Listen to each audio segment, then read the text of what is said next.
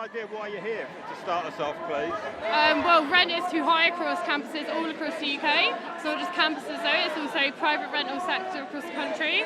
And we as students want to stand in solidarity with each other and with other private renters all across the country and say enough is enough. We need to reduce and cap rents. And we want to, and one of the tactics to push for that is a rent strike, hence the banner that we've got. Yeah, big rent strike. That's been very successful at UCL, for example, so yeah, that's why I'm here. That's brilliant. Would you like to add to that, please? Yeah, I mean, also, this is about fees, which obviously is going to affect us financially in a very desperate and shit way. But, so does rent. The pound in our pocket right now is the thing that's in our minds right now.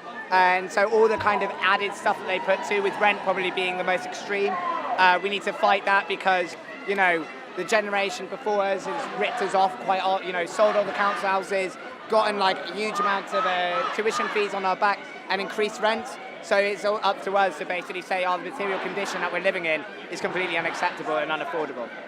We've known for years that this system isn't working. All it's doing is pricing out marginalised students and students from low socioeconomic backgrounds. What we need now is we need free education. And it's very clear, if you look at the results from the general election, the hike in Labour's vote share, when they were calling for the abolishment of tuition fees, in constituencies like Sheffield Central and in Canterbury, that made the difference. Students turned out in their hundreds and thousands to vote for a party that was calling for free education, and that just shows in the shift in the Labour Party as well, to move from the party that introduced tuition fees to calling for the ending of them. It's fantastic to see, and I think it's just reinvigorated the student movement, and it's got these students out on the streets again as they have year on year. I came here as a European student because all across Europe, where I come from in France, we have free education. So I think it's normal as an economy like Britain. Everyone should have an education. Education is a right, it's not a privilege. It's not only for the few. People shouldn't be in debt for just demanding to have education, to have a brighter future. So that's why I'm here. On the rents, it occurs to me, is it just a student problem? No, absolutely not. It's all across the country. Rent is going up exponentially high, and as you said, Duncan, with Margaret Thatcher's right to buy, it's led to loads of council estates now being in private hands.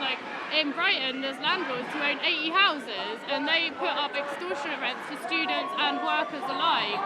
And all across the country, we're just seeing rent rise after rent rise, and it's not keeping up with wages. It's not keeping up with anything at all fair or affordable, and we need to be tackling that, and we need to be forming renters unions, and we need to be, showing solidarity with each other to tackle this problem.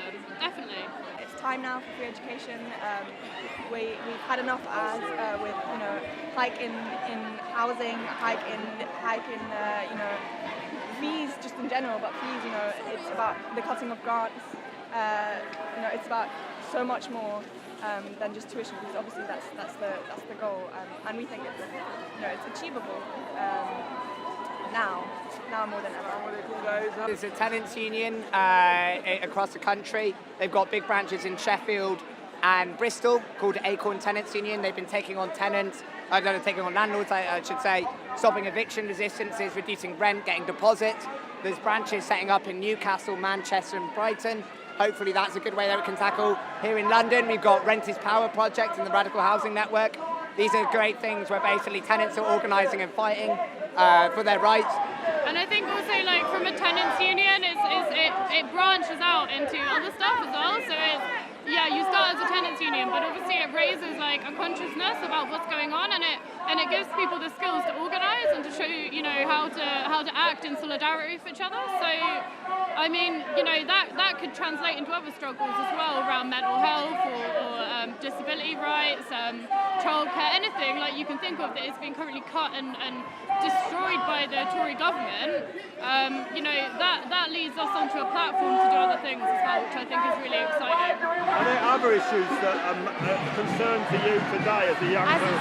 As a young person, Brexit is the issue for me because I don't know where my future is, where we're going within our own human rights, climate change, and all in general as a young person. And I don't know what my future, what it's going to look like within Britain and as a whole internationally. Because let's just be honest, within Britain and the rise of racism, far right, Donald Trump, that's part of the thing that shaped my life every day as a black woman. that's something that shaped my everyday life. So yeah. Thank you ever so much. You're welcome. Well, Jeremy Corbyn will help with his house building programme and stuff like that, but he won't fix the issues. He won't repeal the stuff that we need to be repealed. Whether he wants to or not, it doesn't matter. It won't happen. Not under the Labour manifesto. Not under, for the many, not the few. I do think in terms of Jeremy Corbyn that he has put socialism back on the table, and he's shown that it is still possible, and he's reinvigorated that fight. So I agree, I don't think he's going to solve all our problems. We still as workers and students need to organise. He has provided a figurehead for that struggle, that a lot of things have coalesced around him, and I think that's really positive. Unless you've got anything else you want to add, that was fantastic. If you're a student, stop paying your rent.